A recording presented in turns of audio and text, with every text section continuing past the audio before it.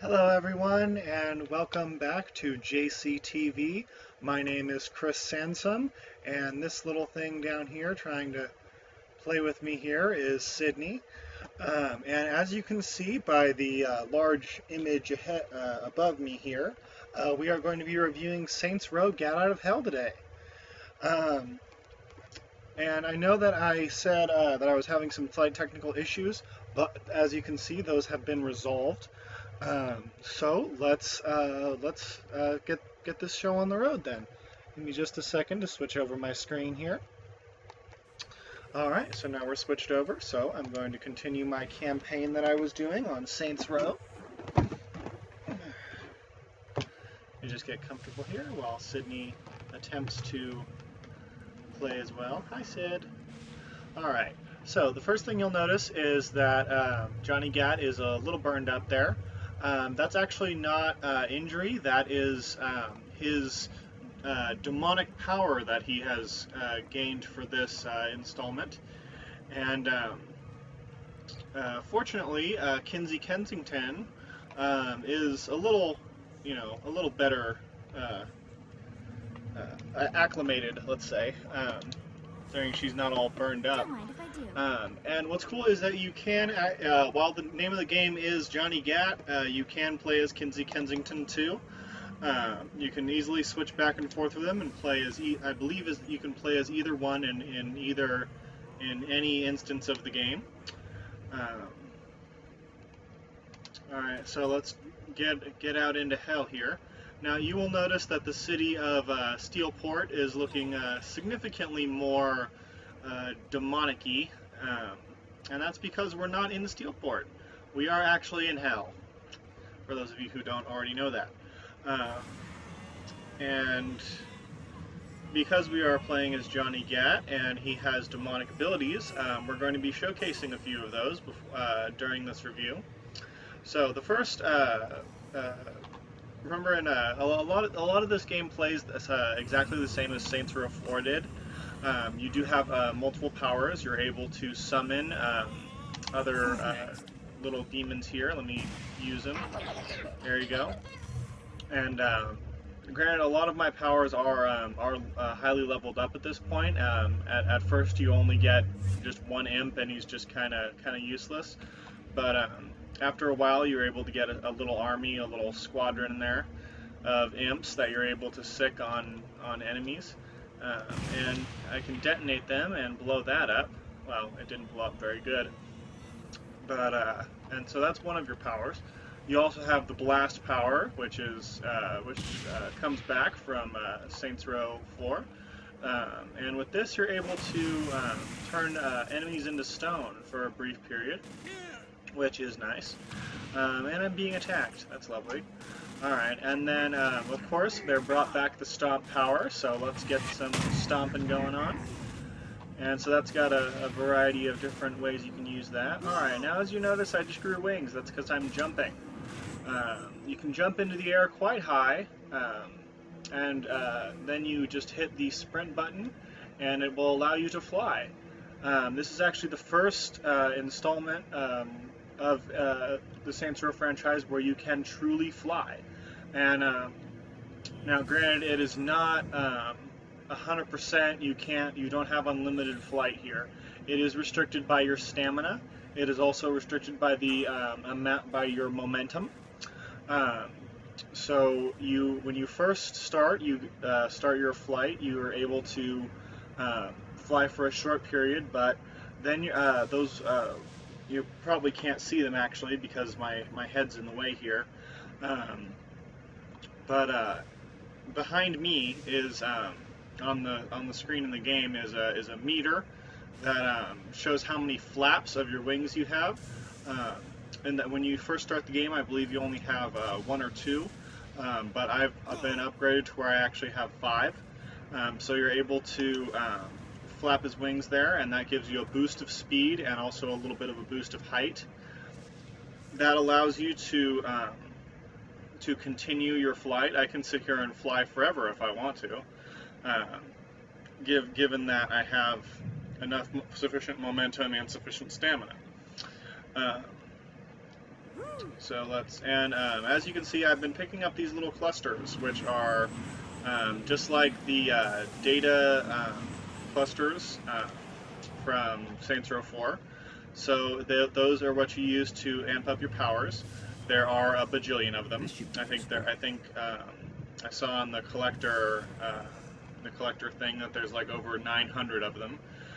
So, you know, and I don't even know whether or not you end up using all of them, but I'm sure you do. Alright, so that's, and then of course you also have the aura power, which we didn't get to show when I was showcasing the powers. So you're able to use auras, which you know, give you fire and things like that on your weapons. Another thing is that there are all new versions of all of the vehicles. Well, not all of the vehicles. There's a very small selection of vehicles, but they are all modified to where they look like they would belong in hell, kind of thing.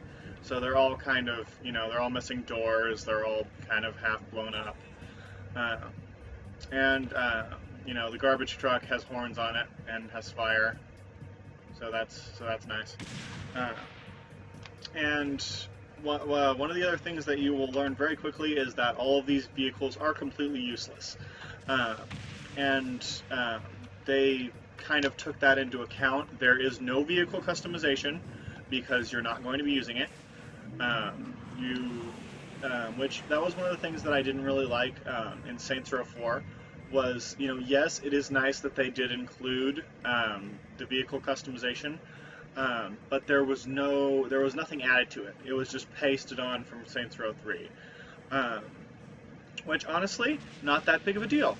You know, it was a winning formula from Saints Row 3. They carried it over to Saints Row 4. And in fact, you actually don't even really need vehicles at all, since you have superpowers.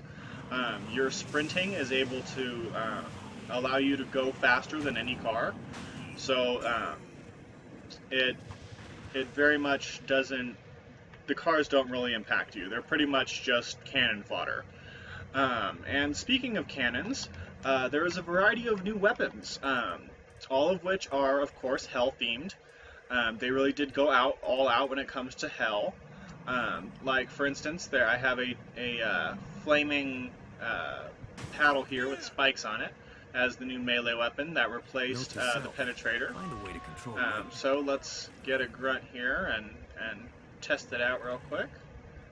Let me see. You hit it and it sends them flying.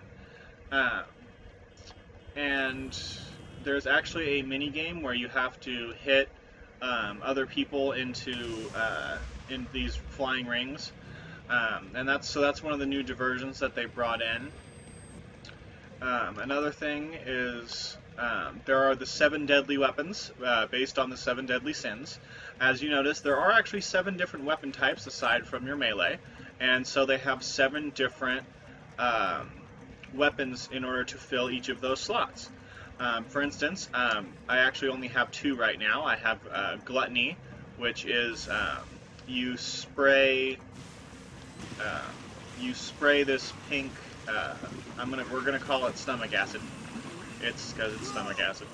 And then you press and hold your secondary fire, and that allows you to explode said slime, which is very, very easy and very fun to do.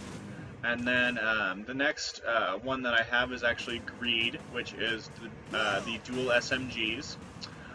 They shoot diamonds, and when you kill an enemy, that enemy will explode with the currency for this game. So let's show that real quick. See, it just exploded a whole bunch of currency. All the currency on the ground. So that's how the 7 deadly weapons will affect you in game. And the other weapons do have different spectacular effects. I did research them. They have, you know, a shotgun. There's, you know, an assault rifle. All different kinds of stuff.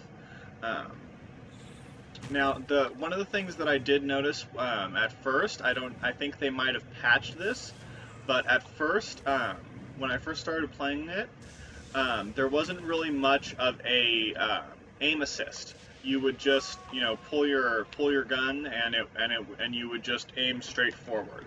Um, However, if I've noticed recently that if I'm in combat and I trigger aim assist, it'll actually lock onto somebody. See how it actually moves onto the target? Now that does help significantly because at times you are surrounded by 20 plus enemies and they're just completely around you and there's no other way of fighting them, which it does get very difficult, but I think I've only died maybe twice in my whole playthrough of this game. And in terms of story, I'll give you a quick summary here. You'll notice the Satan's Wrath meter above the map icon there, and what that is it makes it's kind of your progress bar for the game. What you do is you complete different diversions in hell, and that basically undermine Satan, and that pisses him off. And then once you piss him off enough, you will be able to go and face him for the final battle. Now, I'm not going to go completely into the whole story or anything like that. That's just your way of progressing in the game. And there's some missions where it seems like it's kind of a main quest, but then it's kind of not. The quest structure is very similar to in Saints Row 4, where you would go to somebody on your ship, and then you would go out and you would complete a bunch of diversions, and then you'd go back to them and get an item or something. The entire Get Out of Hell experience is that. That's all it is. There's no big nice cutscenes or anything like that. There's a couple of cutscenes. I would say there's probably 5 in the whole game, and that, you know, excluding the beginning of the game and the ending of the game. And that's being generous. So, all in all, it's a very good game. I had a very fun time with it. I believe it's $20 right now on Steam. If you can get it on when it's on sale, such as when they do the franchise sales and things like that, if you can get it on sale, get it on sale. If you're a really big fan of the game and you absolutely can't wait to try out some of these powers, then feel free to spend the $20. You won't regret it. But do not expect some big AAA experience here. This is a very kind of cut down version of Saints Row 4 with wings. That's the easiest way that I can describe it. And given that I do not rate it as a big AAA title, it does get a very high rating for me. So it is an 8 out of 10, I would say, 8 out of 10. There are a couple things that I found kind of difficult and kind of hinky. But all in all, if you want to buy the game, feel free to buy the game. You're not going to regret it. But if you can get it on sale, by all means, wait for it to be on sale. So, let's switch over my screen here. So, like I said, 8 out of 10. I do recommend the game if you have a spare $20 that you feel like spending. But I wouldn't pay more than $20 for it. So, this has been Chris signing off for JCTV. I will see all of you next time for my review of Dying Light. That one I'm excited for. That is a big AAA title, and all of you are going to enjoy it. I'll see you guys then.